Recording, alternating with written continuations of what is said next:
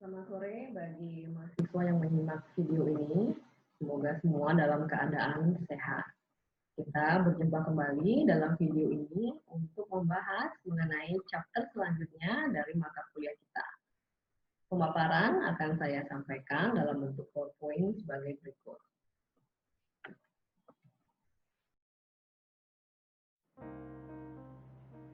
Materi kali ini akan membahas mengenai lingkungan ekonomi pada pemasaran global atau international business. Poin-poin yang akan kita bahas pada materi ini yang pertama adalah keterkaitan atau interdependensi dari ekonomi dunia. Yang kedua adalah country competitiveness. Kemudian yang ketiga adalah negara berkembang. Yang keempat adalah perjanjian ekonomi regional, dan yang kelima perusahaan multinasional. Saat ini, perekonomian antar negara memiliki keterkaitan yang tinggi satu sama lain, atau perekonomian antar negara memiliki interdependensi yang tinggi satu sama lain. Artinya, kinerja ekonomi satu negara akan dipengaruhi oleh kondisi ekonomi di negara lain. Hal ini diakibatkan oleh semakin meningkatnya aktivitas perdagangan internasional dan juga bisnis internasional. Kinerja ekonomi satu negara akan menjadi lebih baik apabila mereka memiliki ekspor dalam jumlah yang besar. Begitu pula investasi bisnis yang jumlah besar di negara lainnya. Ekspor yang tinggi dan juga investasi yang tinggi di negara lain tentu akan dipengaruhi oleh kondisi ekonomi di negara tujuan tersebut. Apabila kondisi ekonomi baik, maka ekspor akan tetap stabil atau lebih tinggi. Sebaliknya, apabila ekonomi di negara tujuan tersebut sedang mengalami resesi, ekspor dan juga investasi di negara tersebut akan menurun sehingga mempengaruhi kinerja ekonomi di negara asal pengekspor. Keterkaitan ekonomi ini menyebabkan pertumbuhan GDP global yang positif setiap tahun. Dapat dilihat pada tabel, pertumbuhan ekonomi global per tahun berkisar di angka 3% per tahun dari tahun 80 sampai tahun 2020. Tampak pada tabel bahwa terjadi penurunan yang sangat drastis pada pertumbuhan GDP di kisaran tahun 2008. Hal ini diakibatkan oleh adanya krisis keuangan global pada waktu itu yang berasal dari Amerika. Penurunan GDP global ini menjadi bukti bahwa penurunan ekonomi di suatu negara berimbas ke perekonomian negara lain. Karena lesunya permintaan, maka supply dari negara lain yang menjual ke negara tersebut juga menjadi menurun. Di tahun 2020 juga kita melihat penurunan yang cukup dramatis, yaitu di angka minus 4,9. Tentunya ini diakibatkan oleh pandemi COVID-19 yang menurunkan permintaan konsumen di seluruh dunia dan juga mengganggu kelancaran supply chain. Kembali lagi ke interdependensi perdagangan antar negara.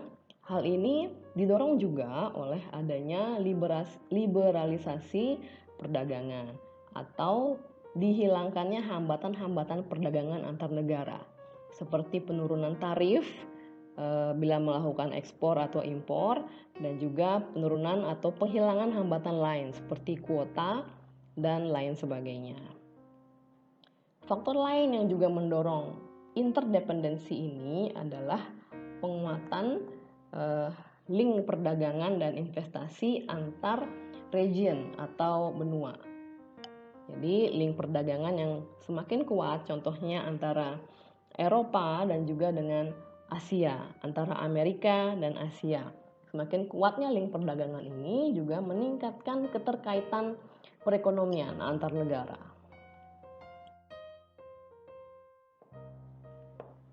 Globalisasi atau peningkatan aktivitas perdagangan internasional dan bisnis internasional telah membantu perekonomian negara berkembang secara lebih signifikan bila dibandingkan dengan negara maju.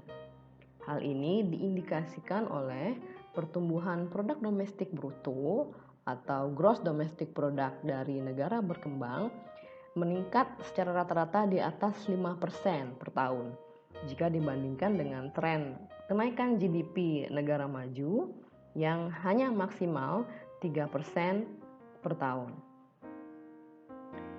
Membantu negara-negara miskin dan berkembang untuk mengejar ketertinggalan ekonomi adalah manfaat dari adanya globalisasi.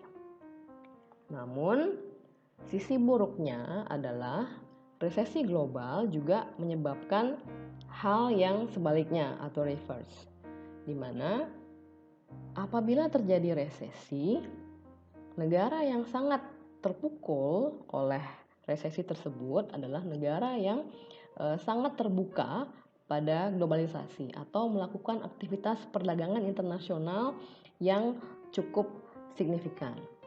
Contohnya pada saat pandemi saat ini di negara di Asia Tenggara yang paling terpukul atau mengalami penurunan GDP yang cukup tajam adalah Singapura. Alasannya adalah karena Singapura adalah negara yang paling terbuka terhadap globalisasi atau melakukan aktivitas perdagangan internasional dalam jumlah yang cukup banyak, diindikasikan dengan persentase ekspor yang cukup tinggi bila dibandingkan dengan GDP-nya. Di sisi lain, Indonesia walaupun mengalami penurunan namun tidak setinggi atau sedramatis penurunan di Singapura. Mengapa? Karena aktivitas perdagangan internasional Indonesia tidak sebanyak yang dilakukan oleh Singapura. Intinya aktivitas ekspor tidak begitu banyak di Indonesia, di mana Indonesia lebih banyak mengandalkan konsumsi domestik atau pengeluaran masyarakat domestik.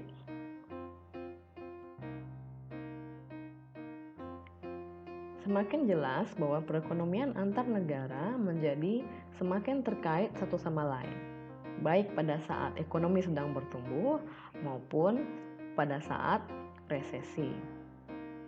Resesi global membuat kita menyadari bahwa perekonomian antar negara memang sangat terkait.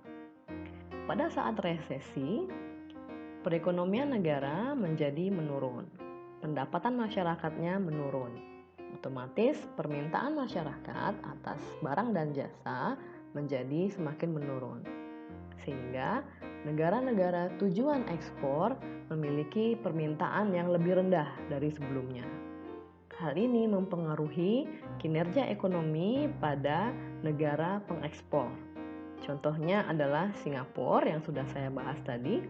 Pada saat resesi saat ini, permintaan negara-negara tujuan ekspor Singapura menurun drastis.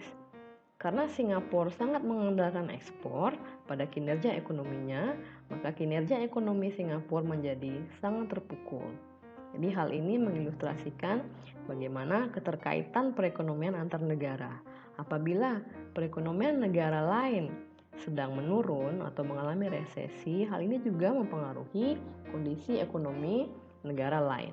Dalam hal ini Singapura sebagai negara pengekspor. Dalam hal impor juga dijelaskan pada ilustrasi berikut, yaitu pada tahun 2018 sekitar 15% yang dikonsumsi oleh masyarakat Amerika adalah barang impor, yaitu diukur berdasarkan atas rasio impor terhadap GDP. Dengan persentase ini, Amerika Serikat sebetulnya lebih kebal dari external shock atau tekanan eksternal dibandingkan dengan Inggris atau Thailand.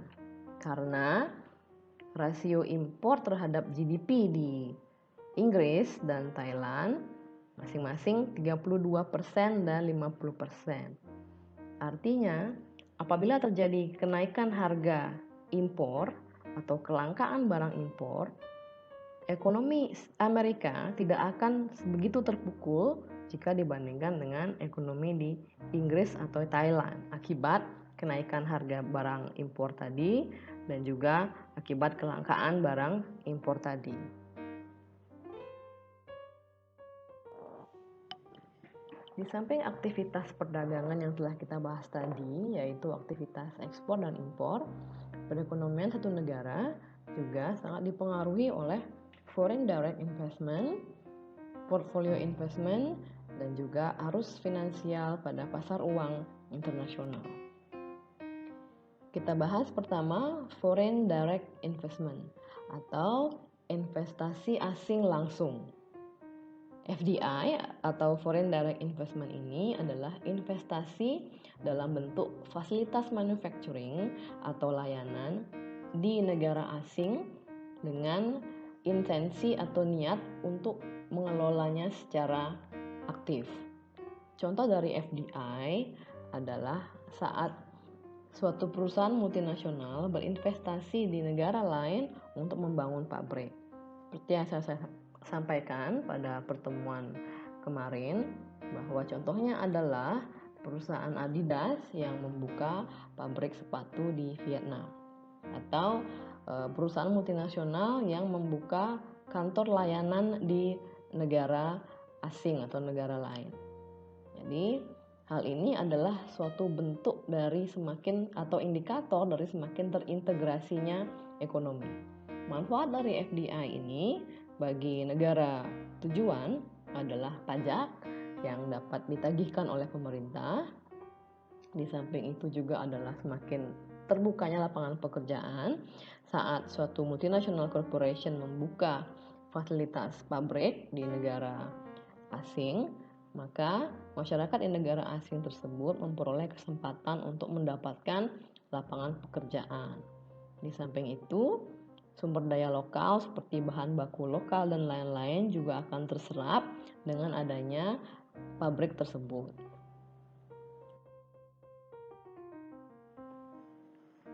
Gambar berikut menunjukkan arus masuk investasi asing langsung di negara maju, di negara berkembang, dan di negara ekonomi transisi. Negara ekonomi transisi maksudnya adalah negara yang merubah struktur ekonominya dari central planning atau sosialis menjadi liberal atau pasar bebas. Dapat dilihat pada gambar bahwa garis yang berwarna hijau mencerminkan FDI inflows pada negara maju, dan yang berwarna oranye mencerminkan FDI inflow rate pada negara berkembang. Dapat dilihat pada circle di sebelah kanan bahwa FDI inflow di negara maju mengalami minus 27% dari tahun 2005 sampai 2017. Sedangkan di negara berkembang profilnya terus meningkat dan menunjukkan kenaikan sebesar 2% dari tahun 2015 sampai 2017 per tahunnya. Hal ini menunjukkan bahwa minat perusahaan multinasional untuk berinvestasi di negara berkembang semakin meningkat. Hal ini diakibatkan oleh biaya tenaga kerja yang relatif lebih rendah di negara berkembang dan juga harga bahan baku atau material yang juga relatif lebih murah di negara berkembang. Cost yang lebih rendah akan mendorong atau dapat membantu perusahaan multinasional untuk menghasilkan produk yang lebih murah, sehingga produk-produk mereka dapat lebih bersaing di pasar global.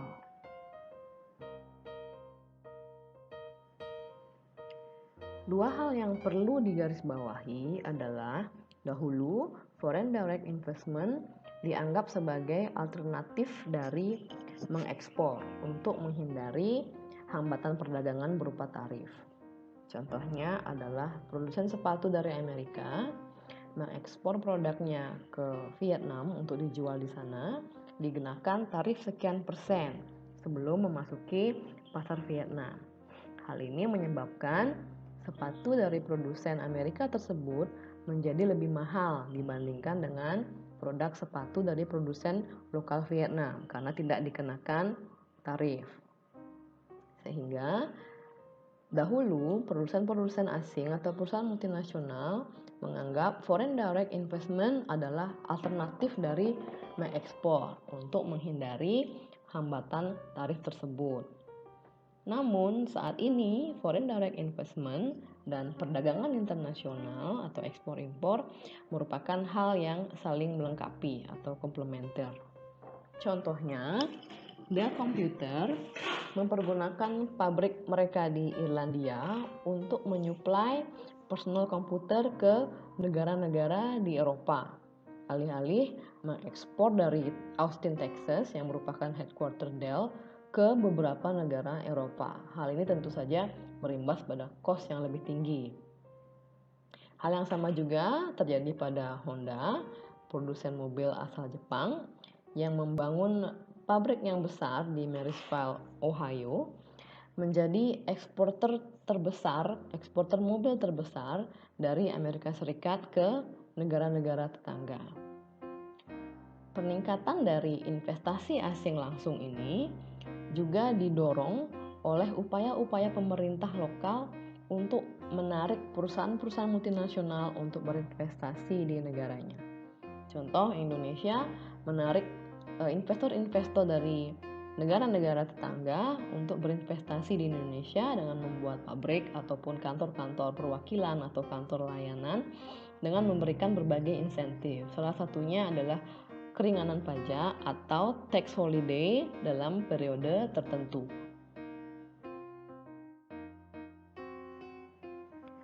Terkadang perselisihan perdagangan juga dapat mendorong dilakukannya foreign direct investment. Investasi perusahaan Jepang di Amerika adalah akibat dari adanya ketidakseimbangan perdagangan antara Amerika dan Jepang. Dan karena tekanan dari pemerintah Amerika kepada pemerintah Jepang untuk melakukan sesuatu agar dapat mengurangi defisit neraca perdagangan Amerika. Ilustrasinya adalah karena Amerika mengalami defisit neraca perdagangan dengan Jepang diakibatkan oleh begitu banyaknya mobil Jepang yang diimpor ke Amerika karena permintaan konsumen begitu tinggi. Hal ini menyebabkan impor Amerika melebihi dari nilai ekspornya, sehingga neraca perdagangan Amerika mengalami defisit.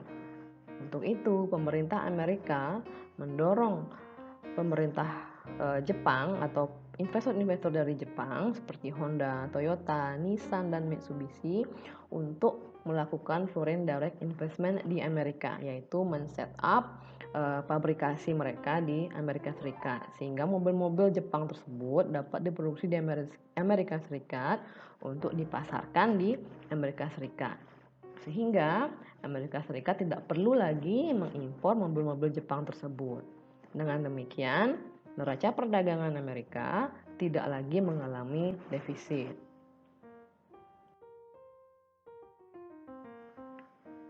Selain investasi langsung atau foreign direct investment, bentuk investasi di negara asing dapat berupa portfolio investment. Investasi ini adalah investasi di negara asing yang dapat ditarik dalam periode yang pendek. Contohnya adalah investasi pada saham dan obligasi asing. Bentuk investasi yang lain adalah pada pasar finansial internasional. Dalam hal ini, bank dan perusahaan menjual dan membeli mata uang untuk melakukan aktivitas atau transaksi ekspor dan impor mereka. Namun, pada pasar finansial internasional saat ini, trader memperdagangkan mata uang tidak berdasarkan atas aktivitas ekspor dan impor yang mereka lakukan, tapi berbasis pada berita-berita mengenai inflasi, berita-berita mengenai fluktuasi suku bunga, political events, bagaimana pergerakan saham dan pasar obligasi, commodity supply dan demand, dan sebagainya. Sehingga volume perdagangan internasional pada mata uang itu melebihi dari volume perdagangan barang dan jasa sendiri. Depresiasi masif pada mata uang Asia di tahun 97 sampai dengan 99 atau yang dikenal dengan krisis keuangan Asia adalah contoh dari bagaimana pengaruh dari pergerakan uang jangka pendek ini atau perdagangan mata uang jangka pendek.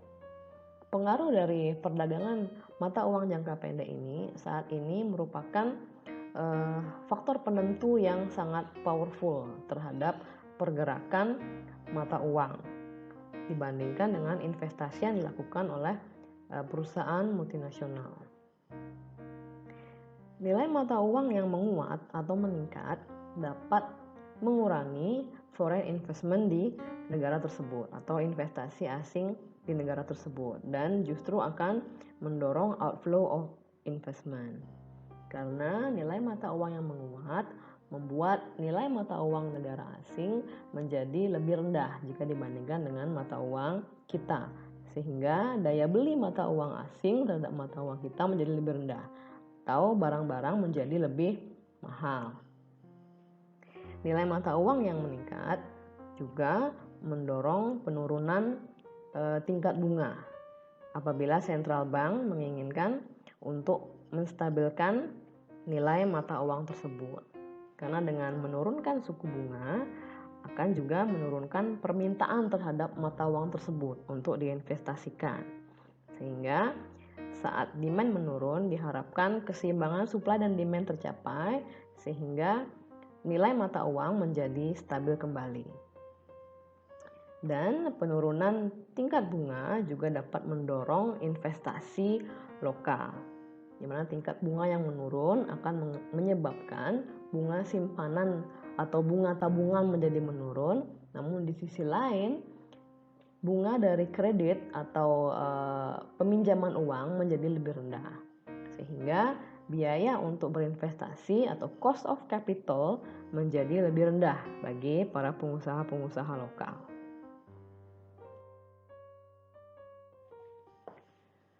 Kita masuk ke topik bahasan berikutnya, yaitu country competitiveness atau daya saing negara. Daya saing negara adalah tingkat produktivitas dari suatu negara yang direpresentasikan oleh kapasitas produksi suatu perusahaan secara domestik maupun secara internasional. Faktor-faktor yang membentuk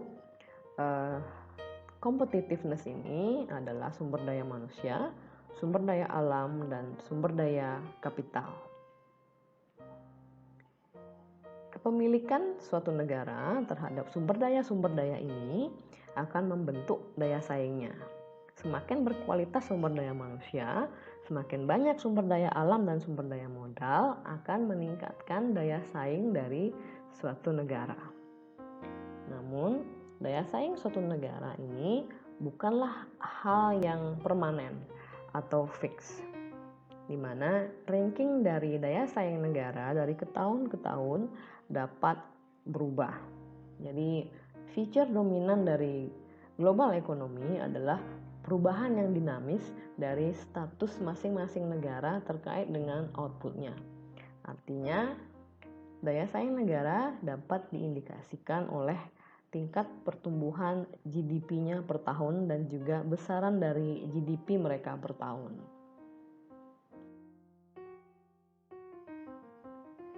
Dapat dilihat pada gambar bahwa indeks daya saing global berubah-ubah setiap tahun. Jadi, negara-negara yang menduduki ranking pertama dalam indeks global competitiveness tidak selalu menduduki ranking 1 di tahun berikutnya. Terlihat pada tabel bahwa dari tahun 2010 hingga 2017 Switzerland menduduki peringkat 1 dalam hal daya saing global. Kemudian di tahun 2018 digantikan oleh United States. Itu juga pada ranking 2 Global Competitiveness Index pada tahun 2010 ditempati oleh Amerika Serikat, tahun berikutnya ditempati oleh Sweden, dan tahun-tahun berikutnya ditempati oleh Singapura.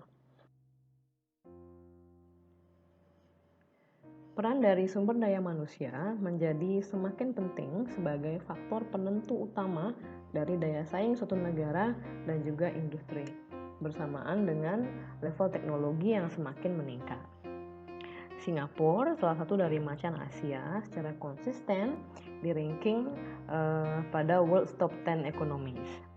Begitu juga macan Asia yang lain, yaitu Taiwan, yang juga masuk dalam ranking Top 10 World Economy. Kedua negara Asia ini virtually tidak memiliki sumber daya alam yang cukup untuk diandalkan untuk membangun atau meningkatkan daya saing mereka. Sehingga jelas bahwa sumber daya manusia dan teknologi adalah faktor yang krusial untuk membentuk keberlangsungan ekonomi suatu negara secara jangka panjang bagi negara-negara yang tidak memiliki sumber daya alam yang cukup.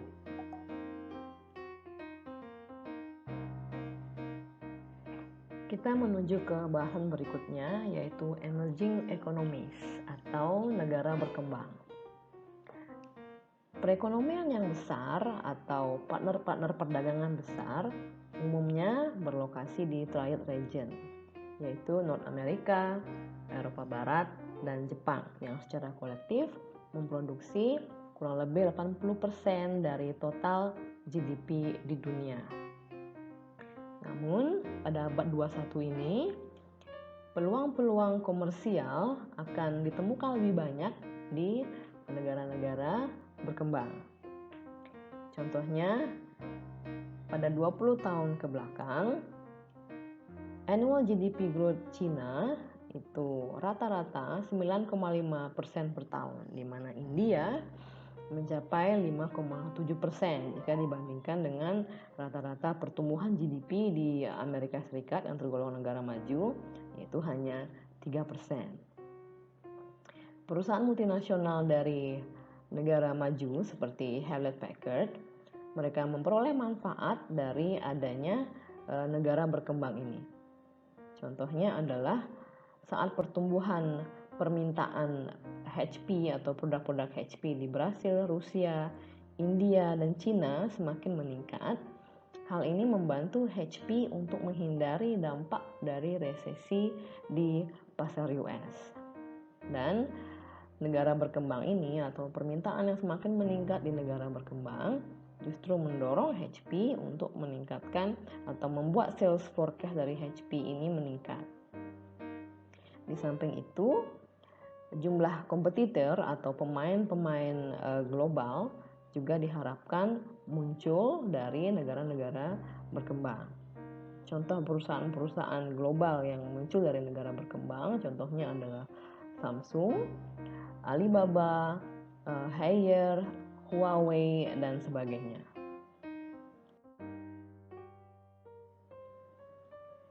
Pada tahun-tahun dan dekade ke depan, pasar yang memberikan potensi yang besar untuk meningkatkan ekspor dari Amerika Serikat bukanlah lagi trading partners dari Eropa atau Jepang, tapi dari negara-negara berkembang.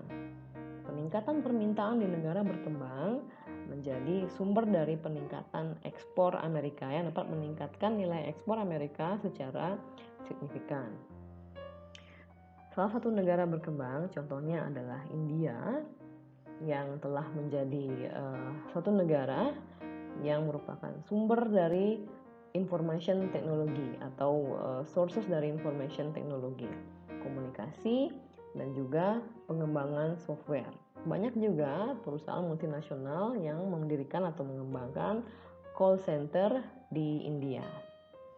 Rusia juga sangat kaya dalam hal sumber daya alam termasuk minyak dan gas, di mana Rusia sekarang sedang meningkatkan kapabilitasnya dalam perdagangan internasional dan akan menjadi major trading partner yang potensial.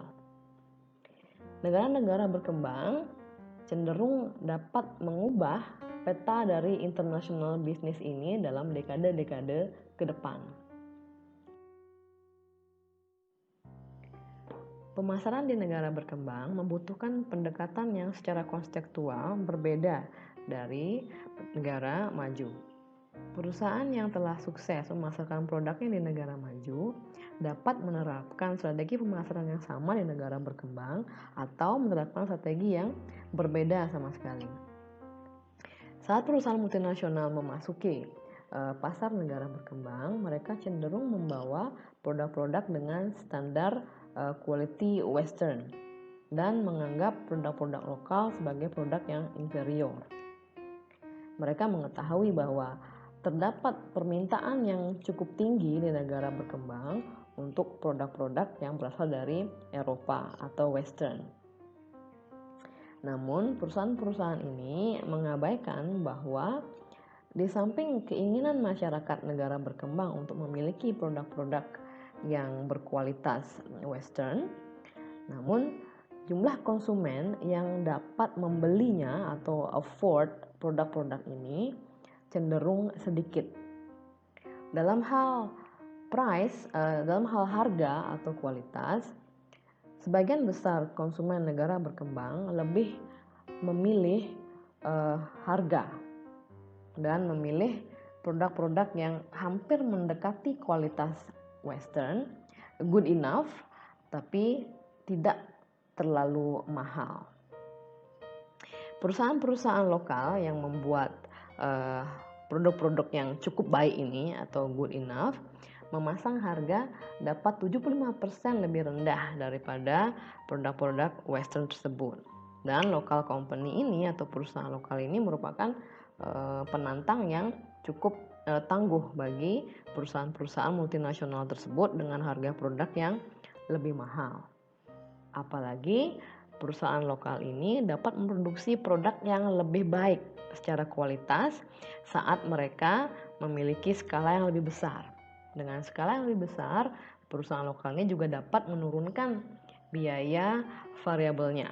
Dan dengan skala yang besar, mereka memiliki cukup dana untuk berinvestasi pada R&D untuk memproduksi produk-produk yang inovatif. Sehingga dengan skala yang semakin besar, perusahaan lokal menjadi penantang yang serius bagi perusahaan-perusahaan multinasional yang masuk ke pasar negara berkembang. Kita masuk ke bahasan berikutnya, yaitu Regional Economic Arrangement atau perjanjian ekonomi regional. Adapun beberapa bentuk-bentuk perjanjian ekonomi regional seperti Mercosur, GCC atau Gulf Cooperation Council, SAARC atau South Asian Agreement for Regional Cooperation in South Asia, dan juga ASEAN, Association of Southeast Asian Nations. Tujuan dari dibentuknya grup-grup ini atau kelompok-kelompok negara ini dengan perjanjian yang telah disepakati adalah untuk memastikan pertumbuhan ekonomi dari negara-negara yang berpartisipasi di kelompok-kelompok tersebut. Adapun evolusi dari perjanjian ekonomi regional dari yang paling rendah adalah free trade area, kemudian custom union, common market, monetary union, dan political union. Masing-masing perjanjian ini akan kita bahas di slide berikutnya. Yang pertama, kita akan membahas free trade area. Free trade area adalah perjanjian formal antar beberapa negara yang sepakat untuk menurunkan atau mengeliminasi bea cukai dan hambatan non-tarif pada perdagangan antar negara-negara ini. Namun, negara-negara member dari arrangement ini atau perjanjian ini boleh secara bebas menentukan tarif eksternal yang akan mereka kenakan pada negara-negara di luar grup atau bukan member.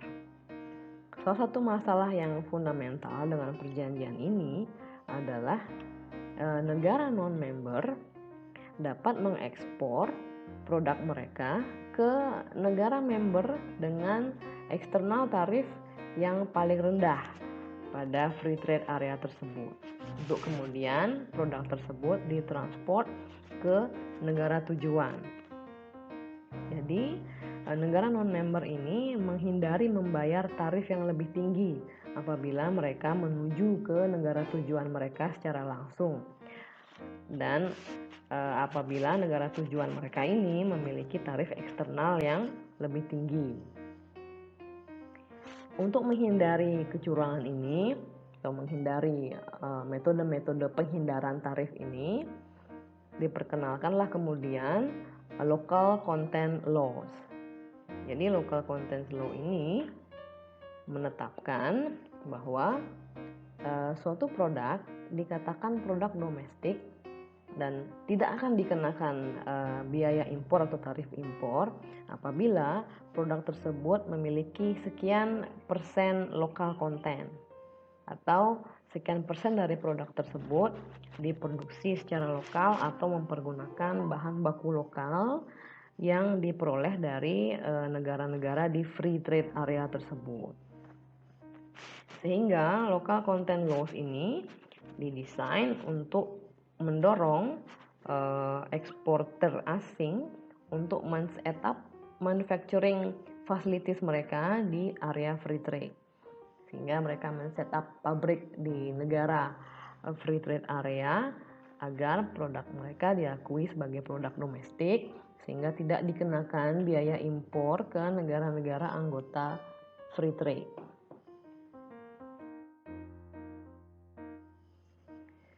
Berikutnya adalah custom union. Jadi custom union ini terjadi apabila member dari free trade area mereka memasang eksternal tarif yang sama bagi negara-negara yang merupakan non-member. Jadi hal ini mencegah negara-negara non-member untuk melakukan penghindaran tarif tadi atau melakukan kecurangan, di mana non-member country ini dapat mengekspor ke negara member yang memiliki eksternal tarif paling rendah. Kemudian mereka mengirimkan produknya ke negara tujuan dengan tarif eksternal yang lebih tinggi, sehingga mereka menghindari eksternal tarif yang lebih tinggi apabila mereka mengekspor langsung ke negara tujuan tersebut. Sehingga custom union merupakan move untuk mengurangi atau menghindari adanya kecurangan ini. Level berikutnya dari perjanjian ekonomi regional adalah common market. Pada perjanjian common market, negara-negara member mengeliminasi semua tarif dan hambatan perdagangan antar negara-negara member tersebut. Mereka juga mengadopsi atau menentukan tarif eksternal yang sama bagi negara-negara non-member yang ingin memasarkan produknya di negara member tersebut.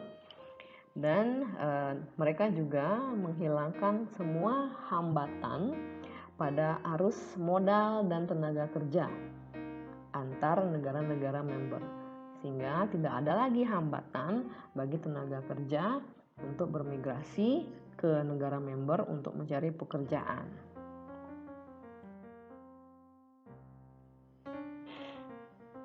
Monetary Union merepresentasikan level keempat dari integrasi ekonomi regional, di mana mereka mengadopsi satu mata uang yang sama dalam satu region.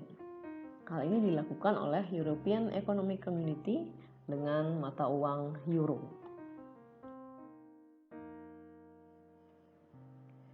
Level berikutnya dari perjanjian regional adalah political union. Dalam political union, negara-negara dalam satu region atau negara-negara member tidak hanya membentuk satu kesatuan ekonomi, tapi juga membentuk suatu kesatuan politik. Namun, dalam political union terdapat kekhawatiran pada member countries bahwa mereka dapat kehilangan sejumlah kedaulatan untuk mengatur negara mereka sendiri. Political union seringnya tidak terjadi karena masyarakat cenderung menolak political union ini untuk melindungi lapangan pekerjaan mereka dan juga hak-hak tenaga kerja mereka dan social benefit mereka yang mereka peroleh dari negaranya.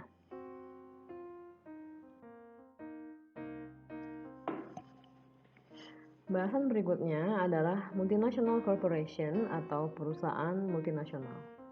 Perusahaan multinasional adalah perusahaan yang memiliki fasilitas produksi ataupun aset lainnya di satu negara lain di luar negaranya sendiri. Perusahaan multinasional akan semakin meningkat jumlahnya di tahun-tahun dan dekade ke depan. Adapun faktor-faktor yang mendorongnya adalah yang pertama, forces of economies of scale. Artinya, perusahaan multinasional ini ingin mencari economies of scale, di mana apabila mereka memproduksi dalam jumlah yang lebih besar, mereka dapat menekan variable cost menjadi lebih rendah, sehingga harga produknya dapat ditekan dan harga produk menjadi lebih kompetitif secara global. Faktor kedua yang mendorong semakin meningkatnya jumlah perusahaan multinasional atau eksistensinya secara global adalah hambatan-hambatan perdagangan dan investasi yang semakin menurun di seluruh negara di dunia, baik dalam hal tarif maupun hambatan-hambatan non-tarif seperti kuota dan lain sebagainya. Faktor pendorong yang lain adalah kebutuhan perusahaan multinasional ini untuk menjadi dekat dengan pasarnya, sehingga mereka membuka fasilitas produksi di negara-negara tujuan untuk menghasilkan produk yang akan dipasarkan di negara tersebut. Faktor yang keempat adalah semakin berkembangnya teknologi di banyak negara di seluruh dunia, mendorong mereka untuk memasuki negara-negara tersebut untuk berinvestasi di sana.